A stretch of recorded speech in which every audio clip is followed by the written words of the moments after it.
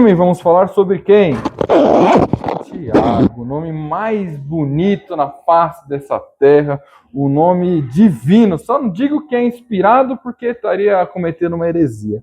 Mas nós vamos falar sobre Tiago e pela primeira vez, e isso me deixa muito contente, falaremos não somente de exortação, não somente de pecados que cometemos, não somente de provações, falaremos de provações, mas não somente disso, porque hoje, pela primeira vez em toda a carta de Tiago, ele vai falar de quem? Qual é a esperança que ele vai dar no final das contas, hein? As músicas, elas indicam. O que nós cantamos? Quem venceu? Jesus. Então, Tiago, olha, finalmente, às vezes as pessoas devem achar que eu só prego coisa dura, coisa que machuca, mas agora Tiago ele vai dar um alívio, uma mensagem que terminará com esperança. Esperança na vinda do nosso Senhor e Salvador, Jesus Cristo. Amém? Perfeito. O tema dessa mensagem, eu acho que os irmãos receberam o convite, é o chamado à paciência. Sejam paciências. E o texto que nós vamos utilizar se encontra em Tiago 5, do versículo 7 ao versículo 11. Então, todo essa perícopezinha, todo esse trecho, ele tem como propósito mostrar como nós devemos ser pacientes, por que nós devemos ser pacientes, aonde nós devemos depositar a nossa paciência. E antes de tudo, antes de fato vermos o texto e começarmos a ler a Bíblia, precisamos entender o que é paciência. Correto? Palavra muito simples, presente no nosso vocabulário. Utilizamos praticamente acho que todos os dias. Senhor meu Deus, me dê paciência. Haja paciência para lidar com essa pessoa e por aí vai. Mas a paciência, de fato, ela é isso mesmo, não existe nada de novo sob o sol. Ela quer dizer o esperar, de fato. Esperar para passar por uma situação, ou até mesmo suportar. A ideia de suporte, de suportar uma pessoa. Por exemplo, eu essa semana fui fazer uma entrega e eu parei o carro uma casa para frente, na frente de um portão, e automaticamente quando eu parei, exatamente quando eu parei, surgiu uma velhinha falando: pode tirar o carro, por favor?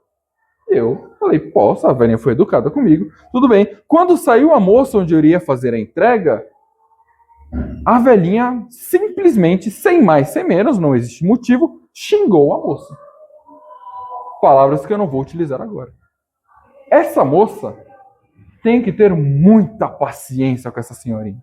Então a paciência, ela também vem da ideia de suportar. E é isso que nós vamos ver hoje. Não vou vir aqui e pregar a paciência de, olha, meus irmãos, tenham paciência, porque logo, logo nós venceremos, os seus planos se realizarão, os seus sonhos acontecerão, as enfermidades e as provas que vocês estão passando logo cessará. Tenha paciência. Não é isso que nós vamos falar hoje. Talvez se olhássemos o texto sem entender o contexto e o porquê que Tiago estava falando, teríamos essa sensação. Mas precisamos compreender o porquê que isso está nesta carta. O porquê Tiago expôs isso para aquela igreja formada por judeus que estavam espalhadas pelo mundo por conta da perseguição do Império Romano. O porquê que Tiago está pregando paciência? Qual é a razão? Sempre falo, a Bíblia, essa carta, não foi escrita pensando na igreja regular em Jardim Palmira. Para quem essa carta foi escrita? Para os ouvintes originais. Nós pegamos e aplicamos. Mas para aplicar de maneira coerente, de maneira bíblica e correta, precisamos compreender a razão dela estar aqui. Se nós olharmos o versículo 7, ele começa já com uma palavra extremamente importante. O que ele diz? Portanto. Se diz portanto, quer dizer o quê? Ele está concluindo algo, correto? O que Tiago falou nos versículos anteriores? Coisa boa. Essa pregação foi a mais difícil. Vou ler para os irmãos. porque é um texto extremamente importante e Tiago ele está seguindo a mesma linha de raciocínio que ele usou. Tiago 5, versículo 1, diz assim: escutem agora, ricos, chorem e lamentem por causa das desgraças que virão sobre vocês. As suas riquezas apodreceram e as suas roupas foram comidas pelas traças. O seu ouro e a sua prata estão enferrujados, e essa ferrugem será testemunha contra vocês, e há de devorar como fogo o corpo de vocês. Nesses tempos do fim, vocês ajuntaram tesouros. Eis que o salário dos trabalhadores que fizeram a colheita nos campos de vocês e que foi retido com fraude está clamando, e o clamor dos que fizeram a colheita chegou aos ouvidos do Senhor dos Exércitos. Vocês têm tido uma vida de luxo e de prazeres sobre a terra, têm engordado em dia de matança. Vocês têm condenado e matado o justo sem que ele ofereça resistência. Texto muito duro. E o que Tiago ele estava combatendo? Existia, lembram? É sempre importante entender que a igreja formada por judeus convertidos, ela era formada por pessoas que fugiram. Na introdução, Tiago fala as 12 tribos que estão na diáspora, que estavam sendo perseguidas pelas pessoas, estavam sendo mortas. Essas pessoas que estavam fugindo, não é igual hoje que eu saio de casa, meu celular não está aqui, mas o meu celular, meu banco está aqui. Eu não ando mais com carteira hoje em dia. Por quê? Porque o meu cartão está no celular. Então, para onde quer que eu vá, eu tenho meus documentos, eu tenho minhas finanças e tudo mais. Nesta época, não. Estamos falando de pessoas que fugiram sem absolutamente nada, não tendo o que comer, não tendo nem mesmo o que vestir. E essas pessoas, elas trabalhavam e o trabalho era pago no mesmo dia. Esse era o costume dessa época. O que acontece? Se o dono, vamos assim dizer, ele não paga o meu salário no dia, sabe o que vai acontecer no meu dia seguinte? Eu passarei fome. Porque o salário que eu ganho no dia, ele serve exatamente para eu comprar a comida do dia seguinte. Então, roubar de maneira fraudulenta o salário quer dizer a fome. Tiago ele está condenando os ricos. E percebam que é uma linguagem de condenação, não é uma linguagem de esperança. Tiago não está os convidando para o arrependimento, mas Tiago está condenando. Olha, chorem e lamentem. Chorem lamentando as desgraças que vão vir sobre a vida de vocês. Isso foi escrito para a igreja, certo? Os ricos não teriam acesso a isso daqui, provavelmente não. Então, Tiago ele escreveu isso por 2 motivos. Primeiro, para alertar a igreja. Não façam isso. Olha o que Deus está prometendo para esses transgressores. Não façam isso. Mas também, ao mesmo tempo que traz uma advertência, traz uma esperança. E qual é a esperança? Olha, meus amados, o clamor que vocês estão tendo, o choro e o lamento, chegou a quem? Ao Senhor dos Exércitos. E o Senhor dos Exércitos é uma linguagem extremamente forte aqui. Porque ele não está querendo dizer aos exércitos de Israel, mas está querendo dizer a quais exércitos? Celestiais. Os anjos, os principados e potestades. Está falando que, olha, o choro de vocês chegou ao Senhor dos Exércitos, aquele que domina todos os anjos, todos os principados, e tudo está debaixo dele. Imagina um oprimido recebendo isso. Não traz esperança? Puxa, o meu clamor, Deus ouviu o meu clamor. Isso é bom. Deus está ouvindo o meu lamento. Dito isso, portanto, falado tudo isso, portanto, irmãos, sejam pacientes. Então, o que é a paciência aqui que Tiago está pregando? Não é a paciência em vitória nesta vida, mas é paciência em suportar essas dificuldades e essas injustiças e essas provações. Pacientes, porque, olha, o Senhor dos Exércitos já está ciente do que está acontecendo. E ele já condenou esses malfeitores. Não é uma paciênciazinha dos nossos planos dando certo. Mas é uma paciência que nós veremos hoje em meio às provações, em meio às dificuldades, em meio às injustiças. Irmãos, sejam pacientes. É isso que nós vamos falar agora. Dito tudo isso, essa introdução de 10 minutos, podemos agora ler o texto e entender o porquê que isso está aqui e qual é o motivo de Tiago ter colocado isso na Bíblia. Tudo bem? Vamos ler então. Lembra o contexto. Injustiças e condenação aos ricos. Portanto, irmãos, agora Tiago se volta novamente à igreja. Sejam pacientes até a vinda do Senhor. Eis que o lavrador aguarda com paciência o precioso fruto da terra, até receber as primeiras e as últimas chuvas. Sejam também vocês pacientes e fortaleçam o seu coração, pois a vinda do Senhor está próxima. Irmãos, não se queixem uns dos outros, para que vocês não sejam julgados. Eis que o juiz está às portas. Irmãos, tomem como exemplo de sofrimento e de paciência os profetas que falaram em nome do Senhor. Eis que consideramos felizes os que foram perseverantes. Vocês ouviram a respeito da paciência de Jó e sabem como o Senhor fez com que tudo acabasse bem, porque o Senhor é cheio de misericórdia e compaixão. Meu Deus, mais uma vez, ó Pai, estamos aqui pedindo ao seu auxílio, ó Pai, a sua ajuda, a ajuda do seu Santo Espírito, para que possamos compreender este maravilhoso texto da Tua Palavra, essa verdade absoluta que o Senhor nos traz, ó Pai. Que o Senhor nos ajude nessa compreensão e que possamos sair edificados, mudados, renovados e alimentados da Tua Palavra, meu Deus. É isso que a Tua igreja pede, em nome do Senhor Jesus. Amém. Beleza? Vou dividir esse texto em 2 blocos. Eu não sei se a sua Bíblia faz a divisão, mas a minha Bíblia ela faz a divisão de 2 parágrafos. O primeiro do 7 ao 8 e o segundo do 9 ao 11. Eu vou inverter esses parágrafos e vou começar a expor a partir do versículo 9. Mas para que isso dê certo, eu preciso que todos estejam comigo, entendendo por que Tiago está falando isso. Eu quero bater nessa tecla. Tiago está falando isso por conta das dificuldades e provações e injustiças que esse povo estava sofrendo. Perfeito? Beleza. Irmãos, diz assim o versículo 9.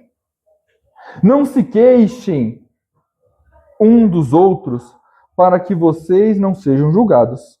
Eis que o juiz está às portas. E, meu Deus, falamos de paciência, de meio às dificuldades. E, do nada, esse Tiago, agora, ele resolve falar sobre se queixar uns dos outros. O que isso tem a ver com o que ele está falando? O que isso tem a ver com o assunto macro deste momento, que é a paciência? Eu digo, muita coisa. Tiago, muito provavelmente, estava lidando com pessoas dentro da igreja que estavam revoltadas com as injustiças que estavam sofrendo. Pessoas, muitas vezes, que queriam até mesmo montar motins contra esses seus transgressores, contra os seus opositores. Então, pensem numa pessoas espalhadas, revoltadas da vida pelo que estavam passando. Revoltadas mesmo. Nós não estamos falando de uma perseguição simples, estamos falando de pessoas que estão passando fome. Essas pessoas, muitas estavam revoltadas. E a revolta, a braveza, a raiva, ela tem algumas consequências na nossa vida e no nosso dia a dia e nos nossos relacionamentos. Existe uma charge muito vista, popular, que é a ideia de um chefe oprimindo um funcionário, sendo injusto e grosseiro com o funcionário. E o funcionário fica revoltado com essa injustiça e vai lá, o funcionário chega em casa e o que ele faz com a mulher? Maltrata da mesma maneira que ele foi maltratado pelo chefe. E a mulher, revoltada com o jeito que o marido fez, o que ela faz com o filho? Ela maltrata o filho. E o filho, o que ele faz? Eu ia falar brinquedo, mas o filho bate no cachorro. E assim vai. Porque parece que quando nós sentimos raiva e frustrações, eu não sei porquê, eu não sei o que acontece na nossa cabeça, mas temos uma tendência de refletir isso nas pessoas que estão ao nosso lado. Temos a tendência de pegar essa raiva e amargura que eu estou sentindo e jogar para outra pessoa. Fazer com que a pessoa pague o preço de uma raiva que nem foi ela que causou. Então, quando o Tiago ele fala sobre não se queixarem uns dos outros, ele está querendo mostrar para essas pessoas, olha, não façam aquilo que os seus opressores estão fazendo. E percebam que essa ação não era para as outras pessoas, mas Tiago diz, não se queixem uns dos outros. Então não façam isso. Não sejam vocês os opressores, né? Eu não sei se existia aquele ditado na época, mas aquela famosa frase de que o sonho do oprimido é se tornar o opressor. Não façam isso. Se controlem, se contenham. Dentro do contexto geral, tenham paciência. Tenham paciência. Não façam isso. E Tiago ele dá um motivo muito claro de não fazermos isso. Porque Tiago diz, olha, não se queixem uns dos outros para que vocês não sejam julgados. Então, aquilo que foi prometido no trecho anterior, falando de que desgraças virão sobre a vida dos opressores, não se tornem como eles, porque no momento que vocês se tornarem, vocês serão julgados da mesma maneira que eles serão. Tenham paciência. Tenham paciência. Não se tornem transgressores. Já estava bom. O julgamento de Deus até o verso 6 que eu li anteriormente já é muito duro. Mas Tiago ele continua dizendo o quê? Meus irmãos, vou ler tudo, não se queixem uns dos outros para que vocês não sejam julgados. Eis que o juiz está às portas. Tomem muito cuidado. Não tornem vocês os transgressores, porque no momento que vocês se tornarem, o julgamento prometido a eles será colocado em vocês. E olha, igreja, não sei, do Palmira do século I, o juiz está às portas. E sabe o que significa isso? Significa eu aqui, ouvindo os passos, sabendo que logo, logo essa pessoa chegará. Esse é o sentido de juiz estar às portas. Nós conseguimos ouvir já os passos desse juiz. Portanto, meus irmãos, vigiem. Vigiem para que a condenação dada aos opressores não recaia sobre vocês. Não ajam da mesma maneira que os transgressores agem contra vocês. Não façam isso porque vocês serão julgados e o juiz há de chegar. E está bem pertinho. Está bem perto. É isso que Tiago está falando para essas pessoas. E ele continua, irmãos, falando para a igreja. Algumas versões às vezes até trazem, meus amados, irmãos, tomem como exemplo o sofrimento e de paciência os profetas que falaram em nome do Senhor. Tiago está usando talvez as pessoas que mais foram injustiçadas no antigo Israel. Uma vez meu sogro me mandou um vídeo de um herege, acho que Caio Fábio, falando de maneira assertiva de que todos os profetas foram mortos por quem? Pelo próprio Israel. E ele perguntando, acho que assustado, isso é verdade? E eu tive que responder, é verdade. Os profetas, hoje é moda ser profeta, mas se soubessem o quão duro é ser um profeta, é viver completamente excluído da sociedade, isolado da sociedade, sofrendo injustiças simplesmente por pregar a palavra do Senhor, por ir contra os conselheiros dos reis, que só falavam besteiras, e por isso eles eram mortos. Tome como exemplo eles. De sofrimento e de, como é que ele fala? De sofrimento e de paciência. Um exemplo muito bom também para nós é de Estevão. Todos aqui, eu acho que já leram a morte de Estevão em Atos 7. E é um capítulo maravilhoso, porque Estevão faz um retrato de toda Israel. E no final, no capítulo 7, versículo 54, Estevão diz, ao ouvirem isso, eu não vou ler, mas é maravilhoso o capítulo 7 de Atos. Ao ouvir isso, ficaram com o coração cheio de raiva e rangiam os dentes contra ele, contra Estevão. Mas Estevão, cheio do Espírito Santo, fitou os olhos no céu e viu a glória de Deus e Jesus que estava à direita de Deus. Então disse: Eis que vejo os céus abertos e o Filho do Homem em pé à direita. Imagina essa imagem. Ele vendo no momento da sua morte os céus abertos e o Filho de Deus em pé à destra do Pai. Eles, porém, os que estavam para matar Estevão, gritando bem alto, tamparam os ouvidos e unânimes avançaram contra ele. E expulsando-o da cidade, o apedrejaram. As testemunhas deixaram as capas dele aos pés de um jovem chamado Saulo, que não é esse Saulo, mas Saulo aqui é o apóstolo Paulo.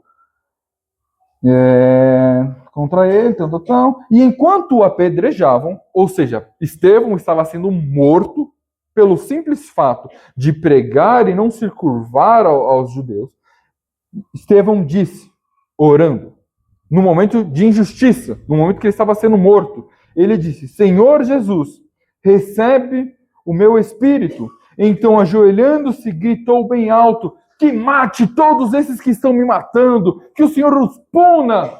Estevão disse isso. Senhor, não os condene por causa deste pecado.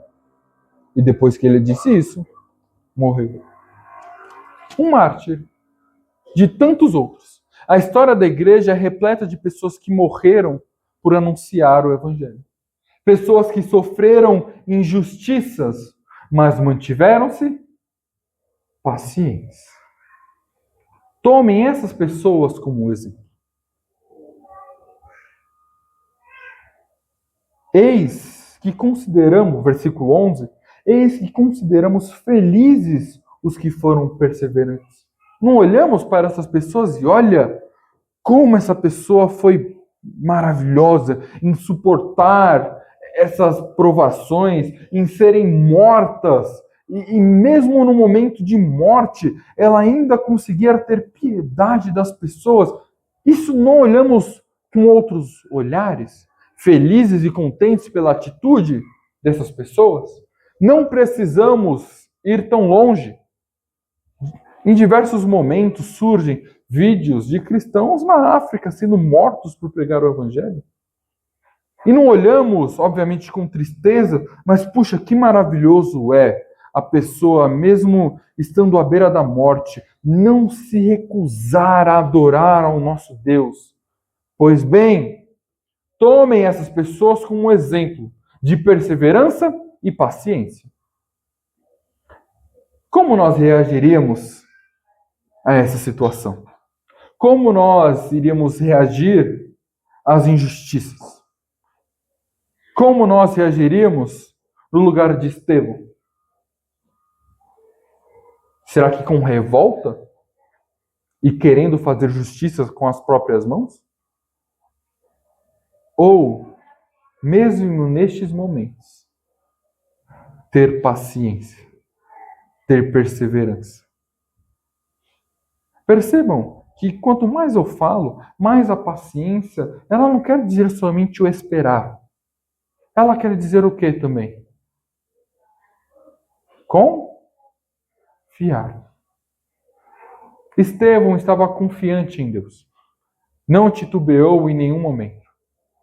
A paciência não é simplesmente um ato de esperar, mas tem que ter uma ação ativa. É confiar. Confiar. E nós veremos que é confiar na vinda do Senhor Jesus Cristo, que logo, logo acontecerá. Mas, enquanto não vem, tomem como exemplo aqueles que sofrem. Não sejam revoltados. Às vezes é muito normal nós vermos crentes revoltados. Revoltados com a vida, com políticos, com chefe, com injustiças, com trânsito e qualquer coisa. Esse cristão esbraveja, reclama, murmura, mas nós não vemos em nenhum momento essa ação respaldada pela Bíblia.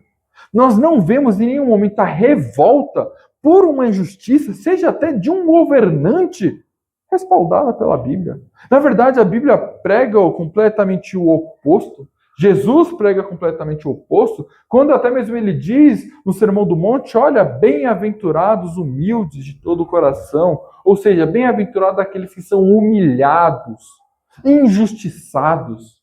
Essa deve ser a nossa reação perante a injustiça. O amor, a compaixão, igual Estevão teve. E o texto continua, ainda no versículo 11. Vocês ouviram a respeito da paciência de Jó e sabem como o Senhor fez com que tudo acabasse bem.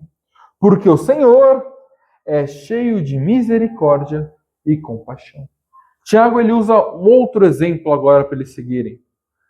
Um exemplo que nós olhamos, né, a paciência de Jó, é até um ditado nosso, puxa, Jó, no final das contas, ele reconheceu a Jesus Cristo, e sim, ele reconheceu, Jesus Cristo não, ele reconheceu o Deus, ele fala, olha, antes só conhecia de te ouvir falar, mas agora eu te conheço pelo seu nome, por quem tu és.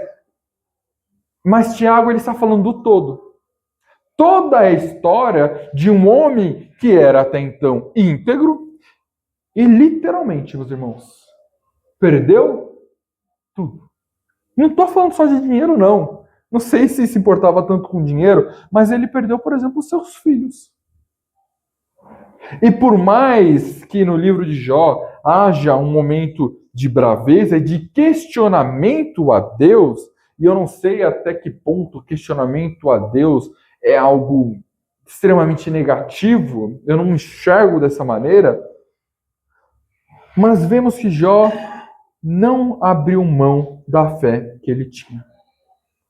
Por mais que ele estivesse revoltado com Deus e se achando bom o suficiente, mesmo assim, nós não vemos um homem que apostatou da sua fé nesse momento tão terrível, onde ele estava, além de perder tudo, eu não vou lembrar exatamente, mas o livro de Jó não se passou em 2, 3 dias, não. Acho que foram anos, eu não vou lembrar exatamente agora a quantidade, mas anos deste homem largado, cheios de feridas na pele, sem o filho, com a esposa até falando, cadê o Deus? Como isso aconteceu? Mas este homem foi perseverante. Muitos mesmo, abandonaram a fé por menos. Muitos não foram pacientes em meio aos momentos adversos. Muitos não foram pacientes nas dificuldades, nas perdas, nos sofrimentos. Muitos, ao se depararem com isso, cansam e jogam o pano. E eu não quero mais saber de um Deus que permite eu passar por essas coisas. Não quero. Não quero esse Deus. Mas quando nós nos revoltamos em meio às dificuldades, fazemos a mesma coisa. Só talvez não professamos, falamos, Senhor, eu não te quero, mas não aceita o que Deus tem e mais, dá valor demais a esta vida, que é passageira. A vida é um vapor que logo se esvaria. Logo passa. E provavelmente na eternidade, quando estivermos louvando ao nosso Jesus Cristo, não vamos querer mais saber disso daqui. Isso daqui foi um grão de areia em meio à eternidade. Damos valor demais a essas vidas. O texto diz que Jó, que o sabem, Vocês ouviram a respeito da paciência de Jó e sabem como o Senhor fez com que tudo acabasse bem, porque o Senhor é cheio de misericórdia e compaixão. Esse foi o que aconteceu na vida de Jó.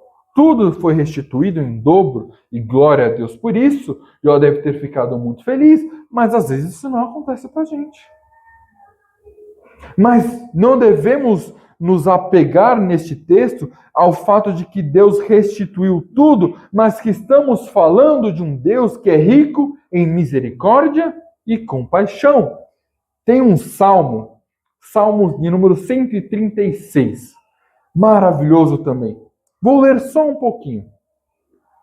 Deem graças ao Senhor, porque Ele é bom, porque a sua misericórdia dura para sempre. Deem graças a Deus, os deuses, porque a sua misericórdia dura para sempre. Deem graças ao Senhor dos senhores, porque a sua misericórdia dura para sempre.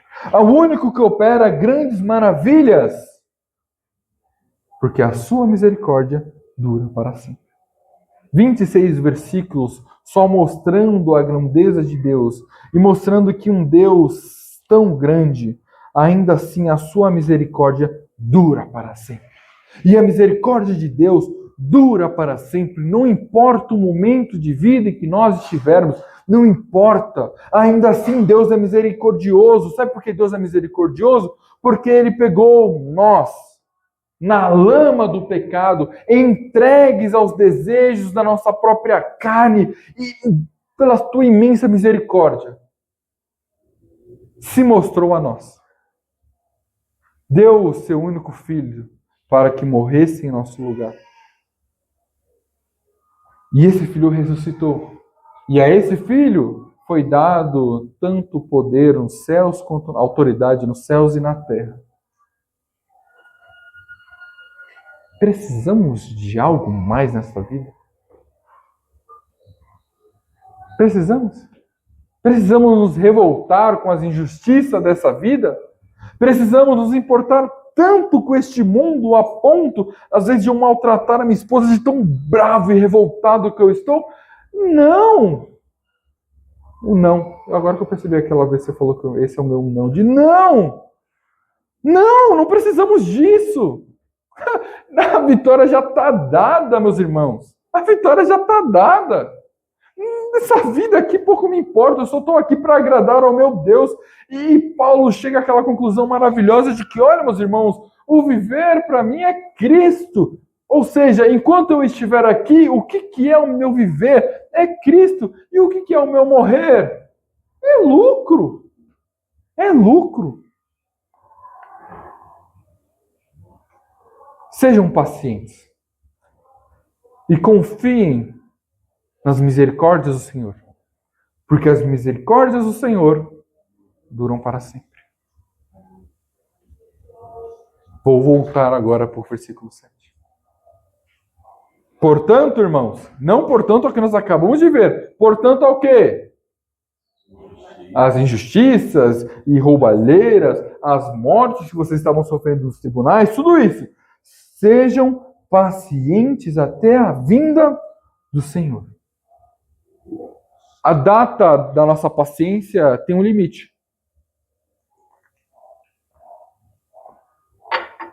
E esse limite é simples, meus irmãos.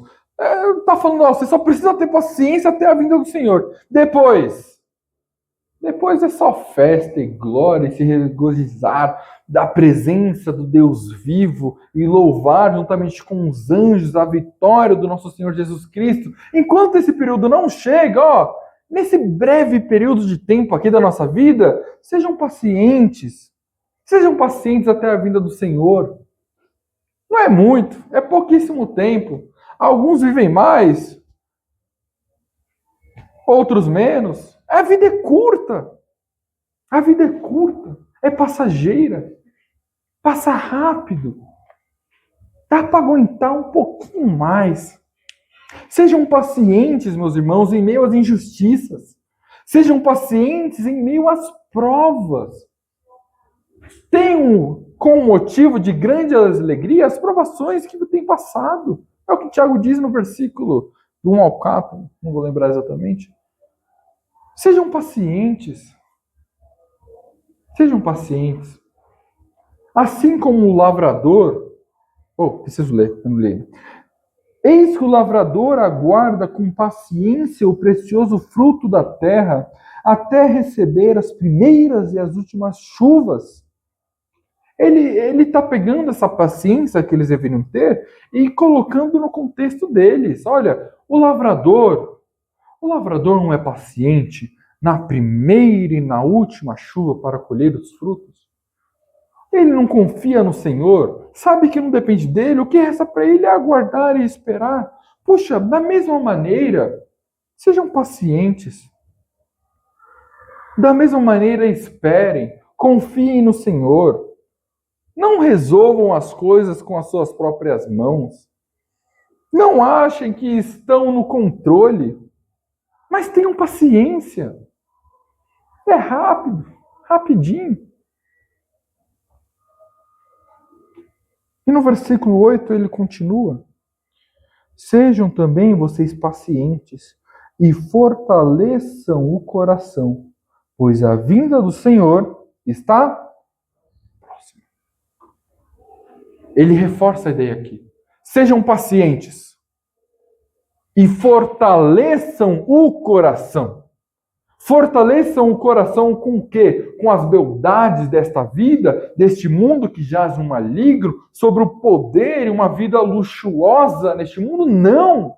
Se fortaleçam na esperança que vocês têm em Cristo Jesus, que logo virá.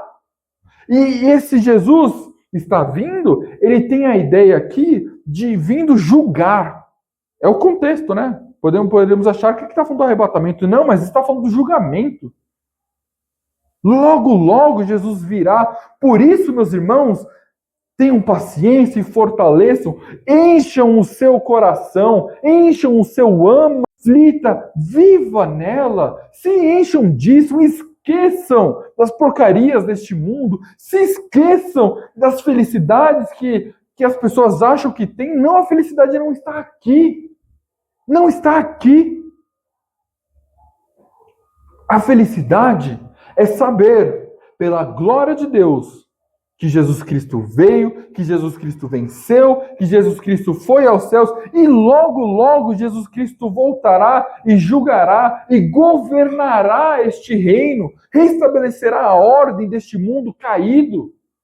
E depois de tudo isso, depois do milênio, onde Cristo venceu o mal, venceu tudo, condenou e julgou a todos, Cristo entregará tudo a Deus e Deus será tudo em todos. É disso que devemos encher o nosso coração, é nisso que nós devemos nos fortalecer.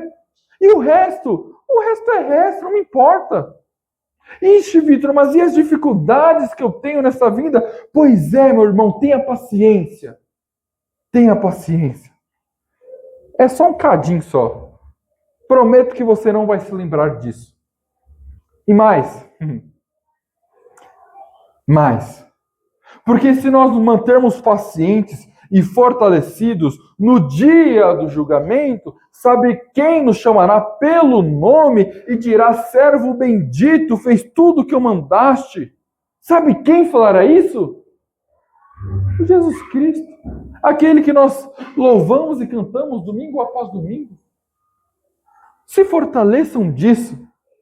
Esqueçam das dificuldades e provações. Olhem ela como motivo de alegria, porque através das provações que nós somos fortalecidos, nós temos uma fé perseverante e nos tornamos cristãos maduros.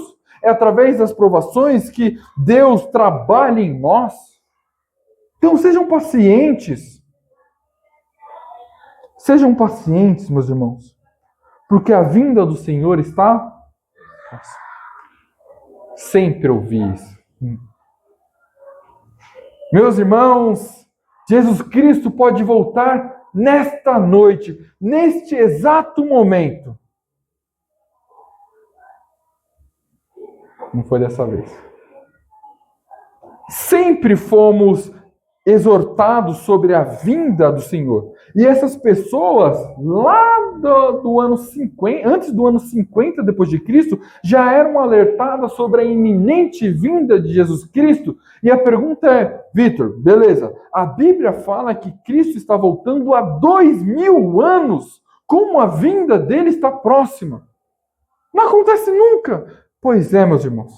Se a Bíblia estivesse falando sobre isso, a Bíblia teria errado. Cristo não voltou. Proximidade de tempo para essas pessoas não rolou. Morreram e Cristo não voltou. Os filhos e filhos de gerações e gerações e gerações se passaram e Cristo não voltou e continuavam a ver essa passagem. Mas quando fala da vinda do Senhor, não está querendo falar de proximidade de tempo.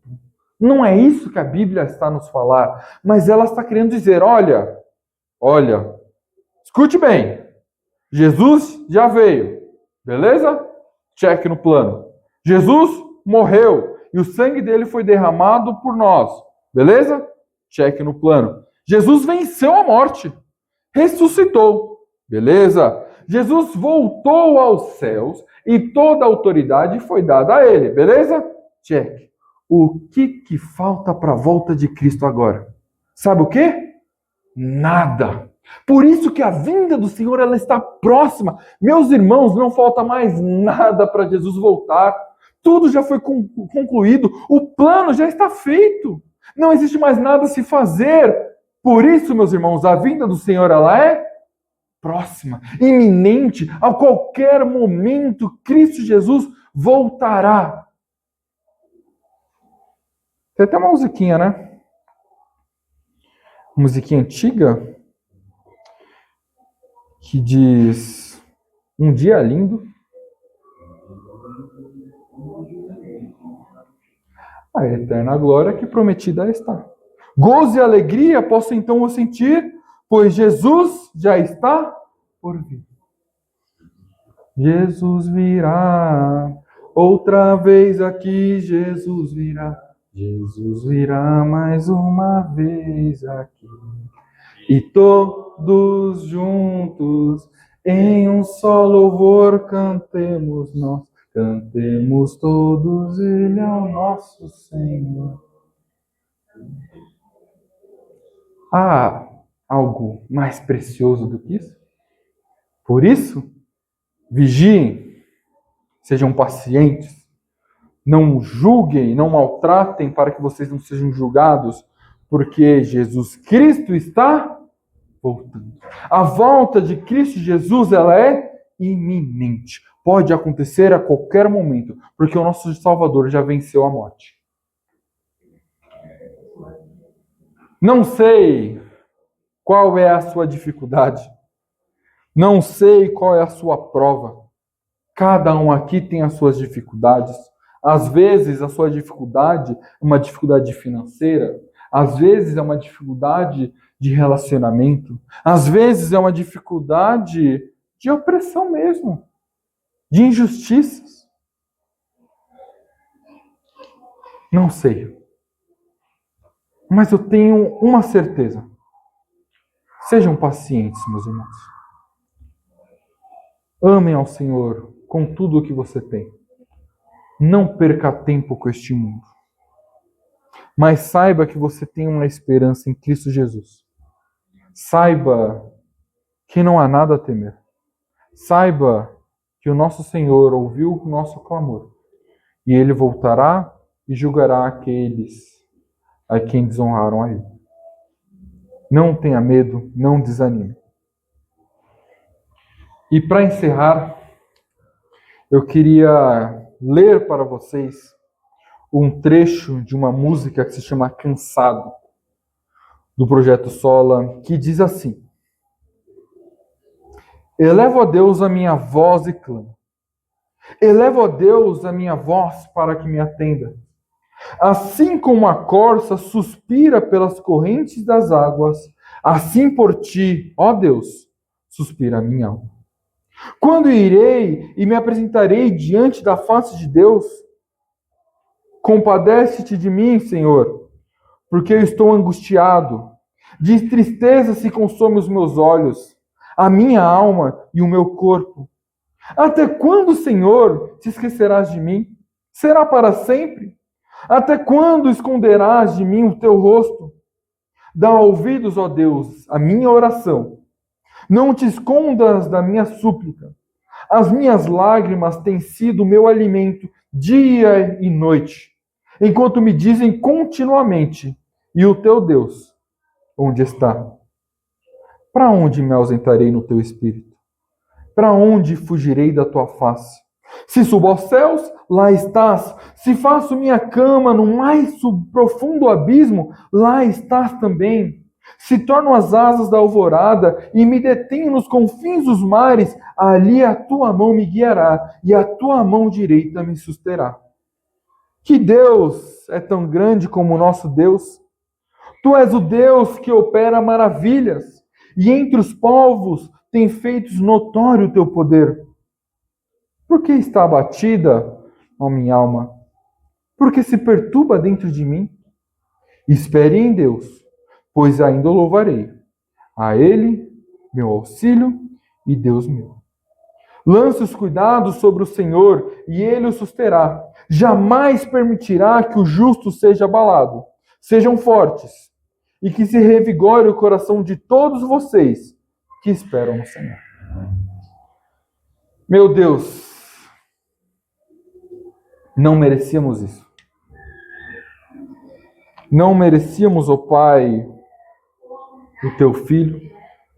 Não merecíamos a tua misericórdia, que dura para sempre. Não merecíamos, ó Pai. Mas o Senhor se mostrou a nós. O Senhor, meu Deus, foi bondoso, foi gracioso. O Senhor, ó Pai, nos deu um motivo para sermos pacientes. O Senhor, meu Deus, nos deu motivos para termos esperança. Nos deu motivo para passarmos pelas dificuldades e pelas provações, dando glória a Ti. Nos deu motivo para não enxergarmos o mundo como a nossa vida e como o nosso tudo, mas simplesmente um momento passageiro, onde o nosso viver deve ser Cristo e o morrer nós sabemos que é lucro, porque quer morrendo, quer o teu filho voltando, ó Pai, passaremos a eternidade te dando glórias, meu Deus. O que é a vida perto do Senhor, ó Pai? Trabalhe em nosso coração, meu Deus. Prove a nossa fé. Prove tudo aquilo que nós aprendemos, para que nos tornemos cristãos íntegros, tementes ao Senhor, sem faltar nada, ó Pai, e que sejamos pacientes em meio às provações, dificuldades, e que possamos enxergar a sua misericórdia, quer aconteça qualquer coisa, Pai. Quer falte comida, quer o Senhor nos dê banquete. Que possamos enxergar a tua misericórdia. É isso que a tua igreja pede, ó Pai. Em nome do seu Filho. Amém. Precisamos responder.